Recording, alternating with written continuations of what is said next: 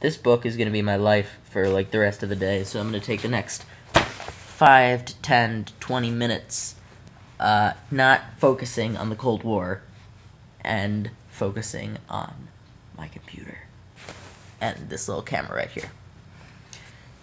So, sexuality is what this week's topic is. One might say, well, one would say, because that is what the topic is, so there you go, there you have it. My sexuality is, I guess it's straight, but at the same time, straight would imply that, like, I'm having an attraction to women who are having attraction to me because I'm, like, a man, but I also don't entirely identify as, like, a man, because I identify as, like, trans man. So I guess, like, instead of straight, I would just say queer. The great, great, all-encompassing label of everything amazing. I kind of have grown to like the term queer in a way that I never had this year. I'd always just identified as straight, flat, not narrow, straight but not narrow, but definitely straight. And then I realized, well, sexuality is a two-way street. So while I'm interested in girls and I identify as a trans guy, essentially, because I don't identify as a guy who likes girls, I identify as a trans guy who likes girls, then that doesn't make me straight.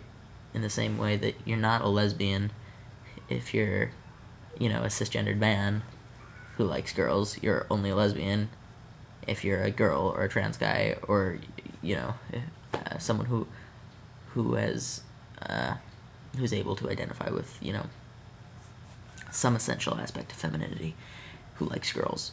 So, like, it was easy for me to say that I was straight, but, like, then I realized that, like, I'm not straight. But I still, like, say I'm straight, but I'm not really. I don't know. It's just, like, when we check off those boxes that are, like, straight or gay or whatever, you know, if queer is an option, I'll check off queer, but if it's just straight or gay, I'll check off straight, because I'm also definitely not gay. Not that that's bad or anything, obviously.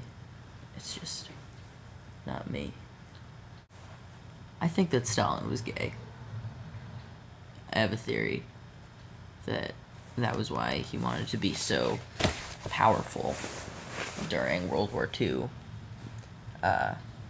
because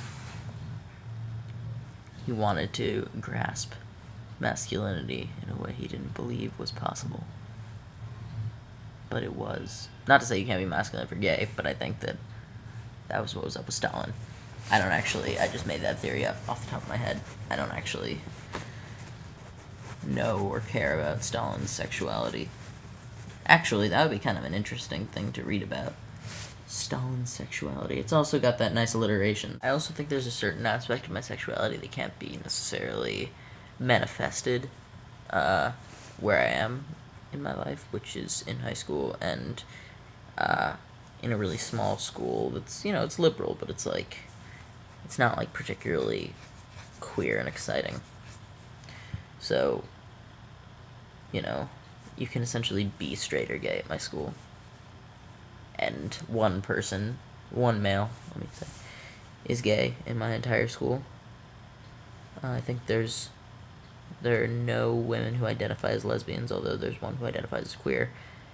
And there are, like, 3 people who identify as bisexual. So, essentially, at my school, you're straight. Alright, I've been filming for 7 minutes. I'm gonna bounce. Bye.